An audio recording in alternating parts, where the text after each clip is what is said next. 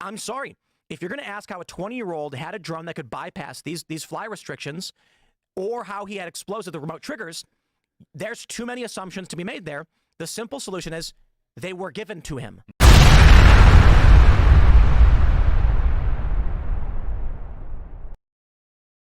Everyone gets arrested. They're watching all that stuff. Let's play Occam's razor, right? In the absence of evidence, the solution that makes the least amount of assumptions tends to be correct. What if I were to say that a 20-year-old kid who donated Democrat, was a registered Republican, had a grudge against Donald Trump, bypassed a Secret Service, local law enforcement, flew a drone, had explosives and remote detonators, and was able to successfully get off a few shots against President Trump, striking him in the ear? There are so many holes in that statement. In order to get to that point, you have to ask 1,000,001 questions. You know, to be literal, you need to ask a question for every single instance, and each of those questions asks another 10. We start with, how did he bring a rangefinder and use it at a presidential rally spotted by law enforcement without any questioning? Okay, we'll start there. Law enforcement made all of them, every single one who saw him, because it was more than one, made a mistake. Okay, next up.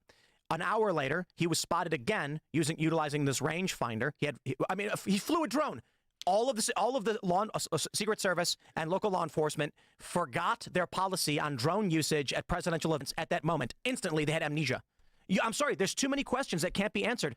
The simple solution no longer becomes a crazed 20-year-old with a custom drone with GPS spoofing to bypass FAA restrictions, or the FAA didn't put up a no-fly zone. He was able to fly this hours in advance. He had explosives and remote triggers. The Secret Service didn't secure the building, didn't put up a block to break line of sight. The police encountered him numerous times and let him go. The simple solution right now is law enforcement was aware of his presence and allowed him to do it. That makes the least amount of assumptions in this regard. And then when you ask about the technology he utilized to get there, it's almost like, I'm sorry, if you're going to ask how a 20-year-old had a drone that could bypass these fly restrictions, or how he had explosive the remote triggers, there's too many assumptions to be made there. The simple solution is they were given to him. Yeah.